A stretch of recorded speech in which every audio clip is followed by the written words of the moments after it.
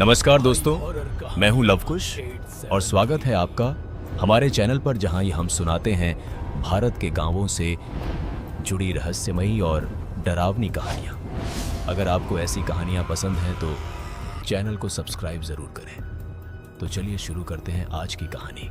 और ऊंचे ऊंचे पेड़ों के बीच एक पुराना गांव था जिसका नाम था कालीघाटपुर। यह गांव अब लगभग वीरान हो चुका था, लेकिन एक समय था जब यहां लोग हंसी खुशी रहते थे। दिन में यह गांव जितना साधारण दिखता था, रात होते ही उतना ही खौफनाक बन जाता था। लोग कहते थे कि यहां मां काली की एक प्राचीन मूर्ति है जो साधारण नहीं बल्कि जागृत है, और जिसने भी उसके नियम तोड़े वह कभी वापस नहीं लौटा। 7वां नवरात्र चल रहा था। भोपाल में रहने वाला अर्जुन, जो कि एक यूट्यूबर था और डरावनी जगहों पर वीडियो बनाता था, उसने इस गांव के बारे में सुना। लोगों ने उसे बहुत मना किया, मत जा वहां, वो जगह ठीक नहीं है, वहां रात में कोई जिंदा नहीं बचता। लेकिन अर्जुन को यह सब सिर्फ अंधविश्वास लगा। यार, आज के जमाने में भूत प्रेत कुछ नहीं होता, सब दिमाग का खेल है, उसने अपने दोस्त राघव से कहा। राघव थोड़ा डरपोक था, लेकिन रोमांच का शौक उसे भी था। दोनों ने फैसला किया कि वे इस नवरात्र की 7वीं रात को उस गांव में जाएंगे और सच्चाई दुनिया के सामने लाएंगे। शाम होते होते दोनों अपनी बाइक लेकर कालीघाटपुर की ओर निकल पड़े। जैसे जैसे वे गांव के करीब पहुंच रहे थे, रास्ता सुनसान होता जा रहा था। पेड़ों की टहनियां हवा में ऐसे हिल रही थीं जैसे कोई उन्हें छू रहा हो। अचानक एक अजीब सी ठंडी हवा चली, जिससे अर्जुन के हाथ कांप उठे। अरे ये क्या? अचानक इतनी ठंड कैसे हो गई? अर्जुन बोला। राघव ने डरते हुए कहा, मुझे अच्छा नहीं लग रहा, चल वापस चलते हैं। लेकिन अर्जुन हंस पड़ा, डरपोक मत बन, बस थोड़ी दूर और। जब वे गांव के अंदर पहुंचे तो वहां एक अजीब सा सन्नाटा था। ना कोई इंसान, ना कोई जानवर, बस टूटी फूटी झोपड़ियां और बीच में एक पुराना मंदिर। मंदिर के सामने एक काली मूर्ति खड़ी थी, मां काली की। लेकिन उस मूर्ति की आंखें वो सामान्य नहीं थी। ऐसा लग रहा था जैसे वो उन्हें देख रही हो। अर्जुन ने कैमरा ऑन किया। दोस्तों, हम पहुंच चुके हैं उस रहस्यमयी गांव में, जहां कहा जाता है कि मां काली खुद प्रकट होती है। तभी अचानक कैमरे में एक अजीब सी आवाज रिकॉर्ड हुई, वापस जाओ। दोनों ने एक दूसरे की तरफ देखा। तूने सुना? राघव ने कांपते हुए पूछा। हां, लेकिन शायद हवा की आवाज होगी, अर्जुन ने खुद को समझाते हुए कहा। वे मंदिर के अंदर जाने लगे। जैसे ही उन्होंने मंदिर की दहलीज पार की, एक तेज झोंका आया और दरवाजा अपने आप बंद हो गया। यह क्या था? राघव चिल्लाया। अंदर पूरी तरह अंधेरा था। अर्जुन ने टॉर्च ऑन की। रोशनी जैसे ही मूर्ति पर पड़ी, दोनों के होश उड़ गए। मूर्ति के चेहरे पर खून के धब्बे थे और ऐसा लग रहा था जैसे अभी अभी किसी का बलिदान हुआ हो। अचानक पीछे से कदमों की आवाज आई, टप टप टप। दोनों ने मुड़कर देखा, लेकिन वहां कोई नहीं था। कौन है वहां? अर्जुन चिल्लाया। कोई जवाब नहीं आया। फिर अचानक मंदिर के कोने से एक औरत की धीमी हंसी गूंजने लगी। ही ही ही। राघव अब बुरी तरह डर चुका था। अर्जुन, ये ठीक नहीं है, हमें यहां से निकलना चाहिए। लेकिन अर्जुन अभी भी सच्चाई जानना चाहता था। रुक, कुछ तो है यहां। तभी उनकी नजर एक पुराने पत्थर पर पड़ी, जिस पर कुछ लिखा हुआ था, जो भी इस मंदिर में 7वें नवरात्र की रात प्रवेश करेगा वह मां काली का हो जाएगा। राघव के हाथ से टॉर्च गिर गई। चल, अभी चलते हैं।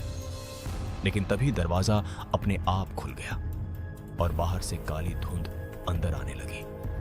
उस धुंध में एक आकृति दिखाई देने लगी। लंबे बाल, खून से सना चेहरा और आंखें पूरी तरह लाल। वो धीरे धीरे उनकी तरफ बढ़ रही थी। तुमने नियम तोड़ा है। उसकी आवाज गूंज उठी। अर्जुन का दिल जोर जोर से धड़कने लगा। पहली बार उसे एहसास हुआ कि यह सब मजाक नहीं है। कौन हो तुम? वो आकृति अचानक गायब हो गई और अगले ही पल अर्जुन के ठीक पीछे खड़ी थी। उसने अर्जुन के कंधे पर हाथ रखा और धीरे से फुसफुसाई, अब तुम यहां से जिंदा नहीं जाओगे। अर्जुन चीख पड़ा और तभी मंदिर की घंटियां अपने आप बजने लगी। चारों तरफ अंधेरा और डर का साया छा गया। राघव ने अर्जुन का हाथ पकड़ा और दोनों भागने लगे, लेकिन मंदिर के बाहर निकलते ही उन्होंने देखा पूरा गांव बदल चुका था। अब वहां सैकड़ों परछाइयां खड़ी थीं, जो धीरे धीरे उनकी तरफ बढ़ रही थी। उनकी आंखें चमक रही थीं और चेहरे सड़े हुए थे। अर्जुन समझ चुका था यह कोई साधारण जगह नहीं, ये एक श्रापित भूमि है और वो दोनों अब इस श्राप का हिस्सा बन चुके हैं। रात अभी शुरू हुई थी। अर्जुन और राघव की सांसें तेज हो चुकी थीं। दिल इतनी जोर से धड़क रहा था जैसे अभी सीने से बाहर निकल जाएगा। उनके सामने खड़ी वो सैकड़ों परछाइयां अब धीरे धीरे उनकी ओर बढ़ रही थी। हर परछाई का चेहरा अलग था। किसी की आंखें नहीं थी, किसी का चेहरा आधा जला हुआ था तो किसी के मुंह से खून टपक रहा था। हवा में सड़ांध की इतनी भयानक गंध थी कि सांस लेना मुश्किल हो रहा था। अर्जुन ने कांपते हाथों से कैमरा फिर से ऑन किया, लेकिन स्क्रीन पर सिर्फ अंधेरा दिख रहा था, जैसे कैमरा भी इस भय को कैद करने से डर रहा हो। राघव चिल्लाया, भाग अर्जुन, भाग, ये हमें जिंदा नहीं छोड़ेंगे। और दोनों बिना पीछे देखे पूरी ताकत से भागने लगे। लेकिन जैसे जैसे वे दौड़ रहे थे, गांव का रास्ता बदलता जा रहा था। जो गली उन्होंने अभी पार की थी, वही गली फिर सामने आ जाती थी। ऐसा लग रहा था जैसे पूरा गांव उन्हें अपने अंदर कैद कर चुका है। अचानक अर्जुन ठोकर खाकर गिर पड़ा। उसके हाथ में कुछ नुकीली चीज चुभी। उसने नीचे देखा। वह एक पुरानी हड्डी थी, इंसान की हड्डी, और उसके चारों तरफ जमीन में आधी दबी हुई सैकड़ों हड्डियां पड़ी थीं। अर्जुन के चेहरे का रंग उड़ गया। ये जगह, ये कब्रिस्तान है।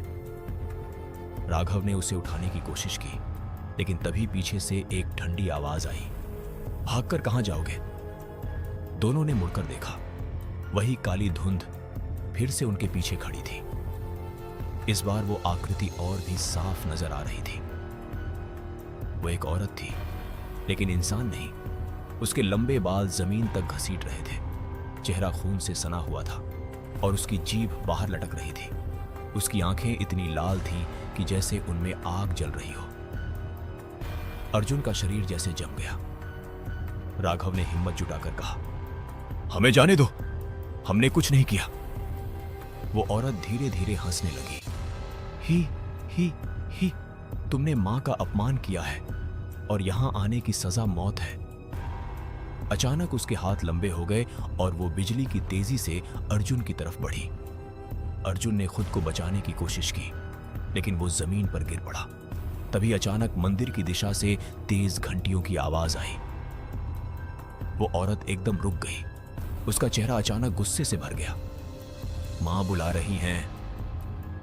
उसने एक अजीब सी गुर्राहट की और धीरे धीरे धुंध में गायब हो गई। अर्जुन और राघव ने राहत की सांस ली, लेकिन वो राहत कुछ ही पलों की थी।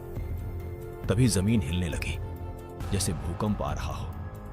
उनके पैरों के नीचे की मिट्टी फटने लगी और उसमें से हाथ निकलने लगे, सड़े हुए, खून से लथपथ हाथ, जो उन्हें पकड़ने की कोशिश कर रहे थे। राघव चीख पड़ा, ये क्या हो रहा है? अर्जुन ने उसे खींचा और दोनों किसी तरह वहां से निकलकर भागे। भागते भागते वे फिर से उसी मंदिर के सामने आ पहुंचे, लेकिन अब मंदिर पहले जैसा नहीं था। अब वो पूरी तरह खून से सना हुआ था और उसके दरवाजे अपने आप खुल रहे थे। अंदर से एक तेज लाल रोशनी बाहर आ रही थी। अर्जुन ने डरते हुए कहा, हमें यहां नहीं जाना चाहिए। लेकिन तभी एक अदृश्य ताकत ने उन्हें पीछे से धक्का दिया और दोनों मंदिर के अंदर गिर पड़े। दरवाजा जोर से बंद हो गया। अंदर का नजारा देखकर दोनों की रूह कांप गई। अब मूर्ति पहले से भी ज्यादा डरावनी हो चुकी थी। मां काली की आंखों से खून बह रहा था और उनके पैरों के पास ताजा खून फैला हुआ था। ऐसा लग रहा था जैसे अभी अभी किसी की बलिस दी गई हो। तभी एक भारी आवाज गूंजी, तुमने हमें जगाया है। अर्जुन ने कांपते हुए इधर उधर देखा। कौन है? तभी मूर्ति के सामने अचानक आग जलने लगी और उस आग में एक दृश्य दिखाई देने लगा। पुराने समय का। गांव के लोग पूजा कर रहे थे, लेकिन वो पूजा सामान्य नहीं थी, वो बलि की पूजा थी। एक इंसान को बांधकर मां काली के सामने लाया गया और फिर एक पुजारी ने उसकी गर्दन काट दी। खून मूर्ति पर चढ़ाया गया। अर्जुन और राघव यह सब देखकर कांपने लगे। तभी आवाज फिर गूंजी, यह गांव हमारी शक्ति से चलता था, लेकिन जब लोगों ने बलि देना बंद किया तो हमने उन्हें खत्म कर दिया। अचानक वो दृश्य खत्म हो गया। मंदिर में फिर से अंधेरा छा गया। तभी अर्जुन को अपने कंधे पर फिर वही ठंडा हाथ महसूस हुआ। उसने धीरे धीरे पीछे मुड़कर देखा और उसकी चीख निकल गई।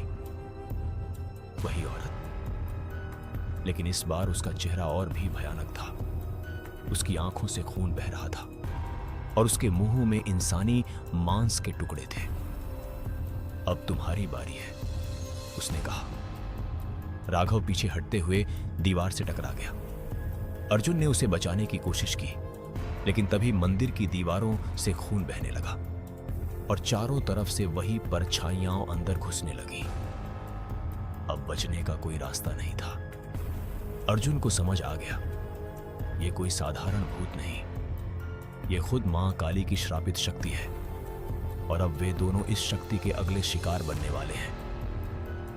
तभी अचानक अर्जुन के दिमाग में एक बात आई।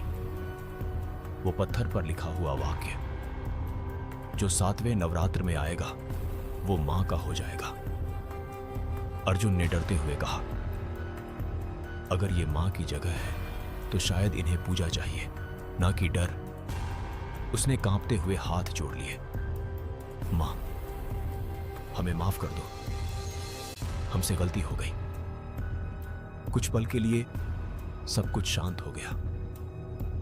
परछाइयां रुक गईं, वो औरत भी ठहर गई, लेकिन अगले ही पल उसकी हंसी गूंज उठी। अब बहुत देर हो चुकी है और अचानक पूरा मंदिर हिलने लगा। छत से पत्थर गिरने लगे और एक भयानक चीख के साथ वो औरत अर्जुन की ओर झपटी। जैसे ही वो भयानक औरत अर्जुन की तरफ झपटी, पूरा मंदिर एक जोरदार धमाके के साथ हिल उठा। अर्जुन ने आखिरी समय पर खुद को साइड में फेंक दिया और वो औरत उसके ठीक पास से निकलकर दीवार से टकराई। लेकिन दीवार टूटने के बजाय जैसे जिंदा हो गई और उसमें से खून बहने लगा। राघव जोर जोर से चिल्ला रहा था, हम यहां मर जाएंगे अर्जुन, ये जगह हमें जिंदा नहीं छोड़ेगी। अर्जुन के दिमाग में अब डर के साथ साथ कुछ समझ भी आने लगा था। उसे महसूस हो रहा था कि ये सब सिर्फ हमला नहीं, बल्कि कोई खेल है, कोई श्रापित नियम जो इस गांव को चला रहा है। तभी अचानक मंदिर की मूर्ति की आंखें चमक उठी और पूरे मंदिर में एक भारी गूंजती हुई आवाज फैल गई, भागना बेकार है। उसी क्षण जमीन फटने लगी और उसमें से काले धुएं के साथ कई हाथ बाहर निकल आए। वो हाथ राघव के पैरों को पकड़ने लगे। राघव चीख पड़ा, अर्जुन बचा मुझे। अर्जुन तुरंत उसकी तरफ भागा और पूरी ताकत से उसे खींचने लगा, लेकिन वो हाथ बहुत ताकतवर थे। तभी अर्जुन की नजर पास में पड़े एक पुराने त्रिशूल पर गई। उसने बिना सोचे उसे उठा लिया और उन हाथों पर वार किया। जैसे ही त्रिशूल उन हाथों को छूता, वो जलने लगते और पीछे हट जाते। किसी तरह अर्जुन ने राघव को खींचकर बाहर निकाला। दोनों हांफते हुए पीछे हट गए, लेकिन खतरा अब भी खत्म नहीं हुआ था। वो औरत फिर से खड़ी हो चुकी थी। इस बार उसका चेहरा पूरी तरह विकृत हो चुका था। उसकी गर्दन आधी कट चुकी थी और उसमें से लगातार खून टपक रहा था। वो धीरे धीरे हंस रही थी। तुम बच नहीं सकते। तभी अचानक मंदिर के कोनों से बच्चों के रोने की आवाजें आने लगी। अर्जुन और राघव ने इधर उधर देखा और उनका खून जम गया। मंदिर की दीवारों पर परछाइयां उभर रही थी, छोटे छोटे बच्चों की, जो चिल्ला रहे थे, रो रहे थे और मदद मांग रहे थे। अर्जुन के हाथ कांपने लगे। ये बच्चे कौन हैं? तभी वही भारी आवाज फिर गूंजी। ये वो हैं जिन्हें हमने लिया। अर्जुन को सब समझ में आने लगा। ये गांव सिर्फ श्रापित नहीं था, ये बलियों का स्थान था, जहां सालों तक मासूम लोगों की हत्या की गई थी और अब उनकी आत्माएं यहां कैद थी। तभी अचानक उन बच्चों की परछाइयां दीवार से बाहर निकलने लगी। वो धीरे धीरे जमीन पर उतर आईं और अर्जुन और राघव की ओर बढ़ने लगी। उनकी आंखें पूरी तरह काली थीं और उनके चेहरे पर दर्द और गुस्सा दोनों था। राघव पीछे हटते हुए बोला, अर्जुन, ये बच्चे नहीं हैं, ये भी आत्माएं हैं। अर्जुन अब पूरी तरह घिर चुका था। एक तरफ वो भयानक औरत, दूसरी तरफ वो आत्माएं और नीचे से निकलते हाथ। तभी अर्जुन को एक बात याद आई, त्रिशूल। शायद यही एक चीज थी जो उन्हें बचा सकती थी। उसने त्रिशूल को मजबूती से पकड़ा और जोर से चिल्लाया, हमें जाने दो। लेकिन उसकी आवाज में अब डर साफ झलक रहा था। तभी वो औरत अचानक गायब हो गई और अगले ही पल राघव के पीछे प्रकट हो गई। इससे पहले कि अर्जुन कुछ कर पाता, उसने राघव की गर्दन पकड़ ली और उसे हवा में उठा लिया। राघव तड़पने लगा, अर्जुन बचा। अर्जुन ने पूरी ताकत से त्रिशूल उस औरत की तरफ फेंका। त्रिशूल सीधा उसके सीने में जा लगा।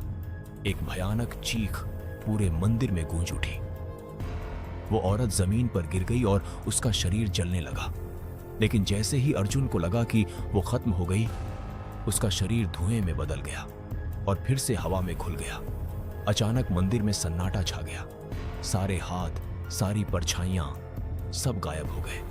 अर्जुन और राघव कुछ पल के लिए वहीं खड़े रह गए, सांस लेते हुए, डरे हुए, लेकिन जिंदा। क्या वो खत्म हो गई? राघव ने डरते हुए पूछा। अर्जुन ने धीरे से कहा, नहीं, ये इतना आसान नहीं है। तभी अचानक मंदिर के बाहर से किसी के कदमों की आवाज आई, टप टप टप। दोनों ने धीरे धीरे दरवाजे की तरफ देखा। दरवाजा अपने आप खुल गया। बाहर एक बूढ़ा आदमी खड़ा था, लंबी दाढ़ी, सफेद कपड़े और हाथ में एक दीपक। उसकी आंखों में एक अजीब सी चमक थी। उसने धीरे से कहा, अगर जिंदा रहना चाहते हो तो मेरे साथ आओ। अर्जुन और राघव एक दूसरे को देखने लगे। उन्हें समझ नहीं आ रहा था कि उस आदमी पर भरोसा करें या नहीं, लेकिन उनके पास कोई और रास्ता भी नहीं था। धीरे धीरे वे मंदिर से बाहर निकले और उस बूढ़े आदमी के पीछे चलने लगे। गांव अब पहले से भी ज्यादा डरावना लग रहा था। हर घर से अजीब आवाजें आ रही थी, कहीं रोने की, कहीं हंसने की और कहीं चीखने की। चलते चलते वो आदमी अर्जुन की आंखों के सामने सब कुछ जैसे धुंधला पड़ने लगा था। लेकिन जैसे ही उस भयानक औरत ने उस पर झपट्टा मारा, ठीक उसी पल एक जोरदार धमाका हुआ और मंदिर के अंदर जल रही आग अचानक बुझ गई। चारों तरफ गहरा अंधेरा छा गया। कुछ सेकंड के लिए ऐसा लगा जैसे समय रुक गया हो। फिर धीरे धीरे अर्जुन को महसूस हुआ कि उसका शरीर अभी भी जिंदा है। उसका दिल धड़क रहा है। उसने धीरे धीरे अपनी आंखें खोली। सामने का दृश्य देखकर उसकी सांस अटक गई। वह औरत जो उस पर हमला करने वाली थी, अब कुछ कदम दूर खड़ी थी, लेकिन इस बार वह जैसे किसी अदृश्य शक्ति से जकड़ी हुई थी। उसके हाथ हवा में ही रुक गए थे और उसका चेहरा गुस्से से विकृत हो चुका था। उसकी आंखें और भी लाल हो गई थीं और वह जोर जोर से गुर्रा रही थी जैसे किसी से लड़ रही हो। अर्जुन ने तुरंत राघव की तरफ देखा। वह जमीन पर पड़ा था लेकिन जिंदा था। अर्जुन घिसटते हुए उसके पास गया। राघव, उठ उठ यार। राघव ने धीरे धीरे आंखें खोली। हम जिंदा हैं? अर्जुन ने हां में सिर हिलाया, लेकिन उसके चेहरे पर डर साफ नजर आ रहा था। तभी मंदिर के अंदर एक नई आवाज गूंजी। यह आवाज पहले वाली आवाज से अलग थी। यह और भी गहरी और भी शक्तिशाली थी। उन्हें छोड़ दो। जैसे ही यह आवाज गूंजी, वह भयानक औरत एक जोरदार चीख के साथ पीछे फेंक दी गई और दीवार से जा टकराई। उसके मुंह से खून निकलने लगा और वह दर्द में तड़पने लगी। अर्जुन और राघव दोनों ने एक दूसरे की तरफ देखा। ये क्या हो रहा है? तभी मंदिर के अंदर रखी मां काली की मूर्ति चमकने लगी। उसकी आंखों से अब खून नहीं, बल्कि एक अजीब सी नीली रोशनी निकल रही थी। मूर्ति के चारों तरफ हवा घूमने लगी और एक शक्तिशाली ऊर्जा पूरे मंदिर में फैल गई। धीरे धीरे उस मूर्ति के सामने एक आकृति प्रकट हुई। यह आकृति पहले वाली औरत से बिल्कुल अलग थी। यह और भी विशाल थी और भी भयानक, लेकिन उसके चेहरे पर एक अजीब सा क्रोध और न्याय का भाव था। उसकी 4 भुजाएं थीं, हाथों में खून से सनी तलवार और खोपड़ी थी, और उसकी आंखें आग की तरह जल रही थीं। अर्जुन के मन में अचानक एक ही नाम आया, मां काली। राघव कांपते हुए बोला, ये सच में है। दोनों डर के मारे जमीन पर गिर पड़े और हाथ जोड़ लिए। वह विशाल आकृति धीरे धीरे उनकी ओर बढ़ी। हर कदम के साथ जमीन हिल रही थी। उसने उस भयानक औरत की तरफ देखा जो अब जमीन पर पड़ी तड़प रही थी। तुमने मेरी शक्ति का दुरुपयोग किया। उसकी आवाज गूंज उठी। वह औरत दर्द में चीखने लगी। मैंने सिर्फ वही किया जो मुझे सिखाया गया था। मैंने बलि ली, मैंने पूजा की। पूजा नहीं, पाप किया, उस विशाल आकृति ने गुस्से में कहा। अचानक उसने अपना हाथ उठाया और उस औरत को हवा में उठा लिया। वह औरत छटपटाने लगी, मुझे माफ कर दो। लेकिन अगले ही पल एक जोरदार चमक हुई और वह औरत राख बनकर जमीन पर गिर गई। अर्जुन और राघव यह सब देखकर स्तब्ध रह गए। उनका शरीर डर से कांप रहा था, लेकिन उनके मन में एक अजीब सी शांति भी आ रही थी। वह आकृति अब उनकी तरफ मुड़ी। अर्जुन का दिल तेजी से धड़कने लगा। हाँ? हमें माफ कर दो, हमसे गलती हो गई। कुछ पल के लिए सन्नाटा छा गया। फिर वह आवाज आई, तुमने डर को चुनौती दी और सच्चाई को देखने आए, इसलिए तुम्हें एक मौका दिया जाएगा। अर्जुन ने धीरे धीरे सिर उठाया। मौका? इस गांव को इस श्राप से मुक्त करने का? वह आवाज गूंजी। राघव ने डरते हुए पूछा, कैसे? तभी मंदिर की दीवारों पर अजीब अजीब चिन्ह उभरने लगे। खून से बने हुए प्रतीक, पुराने मंत्र और कुछ अजीब आकृतियां। इस गांव में जो हुआ वह गलत था। बलि के नाम पर निर्दोष लोगों की हत्या की गई। उनकी आत्माएं आज भी भटक रही हैं। वह आवाज बोली। अर्जुन ने ध्यान से सुना। तो हमें क्या करना होगा? उन आत्माओं को मुक्ति देनी होगी। जैसे ही यह कहा गया, मंदिर के चारों तरफ फिर से वही परछाइयां प्रकट होने लगी। लेकिन इस बार वे हमला नहीं कर रही थी, वे जैसे मदद मांग रही थी। उनकी आंखों में दर्द था। अर्जुन का दिल भर आया। ये तो पीड़ित है। तभी अचानक मंदिर के बीच में जमीन फट गई और उसमें से एक पुरानी काली किताब बाहर निकली। वह धीरे धीरे हवा में तैरती हुई अर्जुन के सामने आ गई। इसमें वह मंत्र है जो इस श्राप को खत्म कर सकता है। आवाज गूंजी। अर्जुन ने कांपते हुए वह जैसे ही उसने उसे छुआ, उसके दिमाग में अजीब अजीब दृश्य आने लगे। चीखें, खून, बलि और वो सभी आत्माएं जो इस गांव में मारी गई थीं। अर्जुन दर्द से चिल्ला उठा। आह! राघव ने उसे संभाला। क्या हुआ? अर्जुन हांफते हुए बोला। ये बहुत खतरनाक है। तभी आवाज फिर आई। लेकिन सावधान, अगर मंत्र गलत पढ़ा गया तो तुम भी इन आत्माओं में शामिल हो जाओगे। अर्जुन के हाथ कांपने लगे। राघव ने डरते हुए कहा, हमें यह नहीं करना चाहिए। लेकिन अर्जुन ने गहरी सांस ली। नहीं, अब पीछे नहीं हट सकते। अगर हम नहीं करेंगे तो ये सब कभी खत्म नहीं होगा। मंदिर के अंदर हवा और तेज हो गई। परछाइयां फिर से बेचैन होने लगी और दूर कहीं से फिर वही भयानक हंसी गूंजने लगी। तुम्हें लगता है तुम ये श्राप खत्म कर पाओगे? अर्जुन और राघव ने एक साथ उस दिशा में देखा और उनकी रूह कांप गई, क्योंकि अंधेरे में एक नई आकृति खड़ी थी, पहले से भी ज्यादा भयानक, और उसकी आंखें सीधे अर्जुन पर टिकी थी। कहानी अभी खत्म नहीं हुई थी। असली युद्ध अब शुरू होने वाला था। मंदिर के अंदर फैला हुआ अंधेरा अब और भी गहरा हो चुका था। हवा इतनी ठंडी हो गई थी कि सांस लेना मुश्किल लग रहा था। अर्जुन के हाथ में पकड़ी वह काली किताब धीरे धीरे कांप रही थी, जैसे उसके अंदर कोई जीवित शक्ति कैद हो। राघव डर के मारे अर्जुन के बिल्कुल पास खड़ा था। उसकी आंखें हर कोने में कुछ ढूंढ रही थी, लेकिन उसे सिर्फ अंधेरा और हिलती हुई परछाइयां दिखाई दे रही थी। तभी मंदिर के उस कोने से, जहां अब भी कुछ पल पहले नई आकृति दिखाई दी थी, एक धीमी धीमी आवाज आने लगी।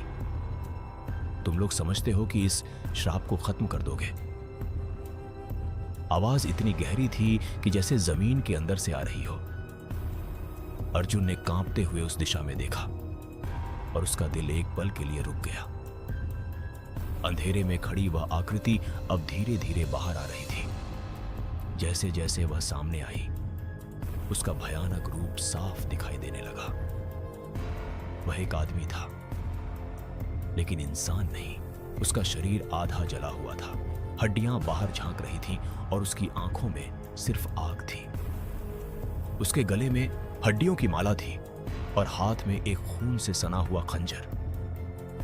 राघव ने घबराकर कहा, ये कौन है? तभी वह आकृति जोर से हंसी। मैं इस गांव का पहला पुजारी हूं। अर्जुन के हाथ से किताब लगभग छूट गई। पुजारी? हां, वही जिसने इस गांव को मां की शक्ति से जोड़ा और वही जिसने इसे श्रापित बना दिया। उसकी आवाज गूंज उठी। अर्जुन को अब सब समझ में आने लगा। यही वह व्यक्ति था जिसने पहली बार बलि की शुरुआत की थी। यही इस पूरे श्राप की जड़ था। वह पुजारी धीरे धीरे उनकी तरफ बढ़ने लगा। हर कदम के साथ जमीन से धुआं उठ रहा था। तुम्हें लगता है कि तुम इन आत्माओं को मुक्त कर दोगे? उसने व्यंग्य से कहा। ये आत्माएं अब मेरी हैं और तुम भी जल्द ही इनके साथ जुड़ जाओगे। अचानक उसने अपना हाथ उठाया और हवा में कुछ अजीब सा मंत्र पढ़ा। अगले ही पल मंदिर की दीवारों से काले धागों जैसे कुछ निकलकर अर्जुन और राघव के चारों तरफ लिपटने लगे। वो धागे धीरे धीरे कसने लगे, इतने कसकर कि दोनों का दम घुटने लगा। राघव चिल्लाया, अर्जुन कुछ कर। अर्जुन ने पूरी ताकत से खुद को छुड़ाने की कोशिश की, लेकिन वो धागे लोहे से भी ज्यादा मजबूत थे। तभी अर्जुन को वह काली किताब याद आई। उसने किसी तरह अपना एक हाथ छुड़ाया और किताब खोल दी। जैसे ही किताब खुली, उसके अंदर से एक तेज लाल रोशनी निकली। उस रोशनी के छूते ही वो काले धागे जलने लगे और दोनों आजाद हो गए। पुजारी का चेहरा गुस्से से भर गया। तुमने उस किताब को छूने की हिम्मत कैसे की? अर्जुन अब समझ चुका था कि यही उनकी आखिरी उम्मीद है। उसने कांपती आवाज में किताब में लिखा पहला मंत्र पढ़ना शुरू किया। जैसे जैसे वह मंत्र पढ़ रहा था, मंदिर के अंदर की हवा और तेज होती जा रही थी। परछाइयां जोर जोर से चीखने लगी, जैसे उन्हें दर्द हो रहा हो या शायद उन्हें मुक्ति मिलने वाली हो। लेकिन तभी पुजारी जोर से चिल्लाया, रुक जाओ, और उसने अपना खंजर जमीन में घोंप दिया। जमीन से एक काला धुआं निकला और वह सीधे अर्जुन की तरफ बढ़ा। अर्जुन ने मंत्र पढ़ना नहीं रोका, लेकिन वह धुआं उसके शरीर में घुसने लगा। उसे ऐसा लगा जैसे कोई उसकी आत्मा को अंदर से खींच रहा हो। उसकी आंखें लाल होने लगी, शरीर कांपने लगा और आवाज बदलने लगी। अर्जुन। राघव घबरा गया। अर्जुन, होश में आ। लेकिन अर्जुन जैसे किसी और के नियंत्रण में जा रहा था। तभी अचानक मंदिर में फिर वही शक्तिशाली आवाज गूंजी, लड़ो। अर्जुन के अंदर जैसे एक झटका लगा। उसने पूरी ताकत से मंत्र पढ़ना जारी रखा। उसकी आवाज अब और भी तेज और स्पष्ट हो गई थी। काली किताब से निकलती रोशनी और तेज हो गई। पुजारी पीछे हटने लगा। उसका शरीर धीरे धीरे जलने लगा। नहीं, ये नहीं हो सकता, वह चिल्लाया। लेकिन तभी मंदिर के चारों तरफ खड़ी आत्माएं एक एक करके अर्जुन के पीछे आकर खड़ी हो गई। उनकी आंखों में अब डर नहीं, बल्कि उम्मीद थी। जैसे ही अर्जुन ने मंत्र का अगला भाग पढ़ा, वे आत्माएं चमकने लगीं। एक एक करके उनकी जंजीरें टूटने लगीं। पुजारी अब पूरी तरह गुस्से में था। मैं तुम्हें खत्म कर दूंगा। उसने एक आखिरी बार पूरी ताकत से हमला किया। उसका शरीर एक विशाल काले दानव में बदलने लगा। उसकी ऊंचाई बढ़ने लगी, हाथ लंबे हो गए और उसका चेहरा पूरी तरह विकृत हो गया। वह अब इंसान नहीं रहा था, वह खुद एक राक्षस बन चुका था। अर्जुन का मंत्र पढ़ना जारी था, लेकिन उसकी ताकत खत्म हो रही थी। राघव ने देखा कि अर्जुन अब गिरने वाला है। उसने तुरंत अर्जुन का हाथ पकड़ा। तू अकेला नहीं है। और फिर वह भी जोर जोर से मंत्र पढ़ने लगा, भले ही उसे शब्द सही से नहीं आते थे। तभी कुछ अजीब हुआ। किताब की रोशनी और भी तेज हो गई। आत्माएं अब पूरी तरह चमक रही थी और वह विशाल दानव पीछे हटने लगा। नहीं, यह शक्ति, ये मेरी नहीं हो सकती। अचानक एक जोरदार धमाका हुआ। मंदिर के अंदर सब कुछ हिल गया। एक तेज प्रकाश पूरे स्थान पर फैल गया। अर्जुन और राघव दोनों जमीन पर गिर पड़े। कुछ पल के लिए सब कुछ शांत हो गया, बिल्कुल शांत। फिर धीरे धीरे रोशनी कम हुई और अर्जुन ने अपनी आंखें खोली। उसने चारों तरफ देखा। आत्माएं गायब थीं। पुजारी भी गायब था। लेकिन कहानी अभी खत्म नहीं हुई थी, क्योंकि जैसे ही उसने ऊपर देखा, मां काली की मूर्ति फिर से काली पड़ चुकी थी और उसकी आंखों से फिर से खून बहने लगा। और उसी क्षण मंदिर के बाहर से एक भयानक चीख सुनाई दी, जो पहले से भी ज्यादा डरावनी थी। अर्जुन समझ गया, अभी कुछ बाकी है और असली खतरा अब बाहर उनका इंतजार कर रहा है। मंदिर के अंदर फैली हुई अजीब सी शांति अर्जुन और राघव के दिलों को और ज्यादा बेचैन कर रही थी। अभी कुछ ही पलों पहले यहां चीखें, डर और मौत का तांडव चल रहा था और अब सब कुछ अचानक शांत हो चुका था। लेकिन यह शांति सामान्य नहीं थी। यह तूफान के आने से पहले की खामोशी थी। अर्जुन धीरे धीरे उठकर खड़ा हुआ। उसके हाथ अब भी कांप रहे थे और आंखों में डर साफ झलक रहा था। राघव ने हांफते हुए पूछा, क्या सब खत्म हो गया? अर्जुन ने सिर हिलाया, नहीं, मुझे ऐसा नहीं लगता। तभी मंदिर के बाहर से फिर वही भयानक चीख सुनाई दी, इस बार और भी तेज और भी डरावनी। ऐसा लगा जैसे कोई बहुत बड़ी चीज दर्द में चिल्ला रही हो, या शायद गुस्से में। दोनों ने एक दूसरे की तरफ देखा और बिना कुछ बोले धीरे धीरे मंदिर के बाहर की ओर बढ़ने लगे। जैसे ही वे बाहर निकले, उनके पैरों तले जमीन खिसक गई। पूरा गांव अब पहले जैसा बिल्कुल नहीं था। आसमान पूरी तरह लाल हो चुका था, जैसे खून से रंग दिया गया हो। हवा में राख उड़ रही थी और हर घर से काला धुआं निकल रहा था। पेड़ सूख चुके थे और उनकी टहनियां ऐसे हिल रही थीं जैसे किसी को पकड़ने के लिए आगे बढ़ रही हों। ये क्या हो गया? राघव की आवाज कांप रही थी। अर्जुन कुछ बोल पाता उससे पहले ही जमीन जोर से हिलने लगी। उनके सामने की जमीन फट गई और उस दरार से एक विशाल काला हाथ बाहर निकला। वह हाथ इतना बड़ा था कि एक इंसान को आसानी से पकड़ सकता था। उसके पीछे पीछे धीरे धीरे एक विशाल आकृति बाहर आने लगी। जैसे ही वह पूरी तरह बाहर आई, अर्जुन और राघव की रूह कांप गई। वह कोई साधारण आत्मा नहीं थी, वह एक भयानक राक्षस था। उसका शरीर काले धुएं से बना था, आंखें आग की तरह जल रही थीं और उसका मुंह इतना बड़ा था कि उसमें एक इंसान पूरा समा सकता था। उसकी आवाज गूंजी, तुमने मेरे पुजारी को खत्म किया।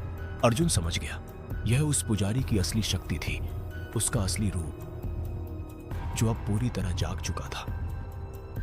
अब तुम दोनों को इसकी सजा मिलेगी। वह दानव धीरे धीरे उनकी तरफ बढ़ने लगा। हर कदम के साथ जमीन कांप रही थी। अर्जुन और राघव पीछे हटने लगे, लेकिन उनके पीछे अब कोई रास्ता नहीं था। पूरा गांव जैसे उन्हें घेर चुका था। तभी अर्जुन को वह काली किताब याद आई। उसने जल्दी से उसे खोला, लेकिन इस बार उसके पन्ने अपने आप पलटने लगे। हर पन्ने पर खून से कुछ लिखा हुआ था और हर शब्द को पढ़ते ही अर्जुन के सिर में दर्द होने लगा। मैं इसे पढ़ नहीं पा रहा, अर्जुन कराहते हुए बोला। दानव अब बहुत करीब आ चुका था। उसने अपना विशाल हाथ उठाया और राघव की तरफ बढ़ाया। राघव चीख पड़ा, अर्जुन! तभी अचानक अर्जुन के दिमाग में एक आवाज गूंजी, वही शक्तिशाली आवाज, डर को हराओ।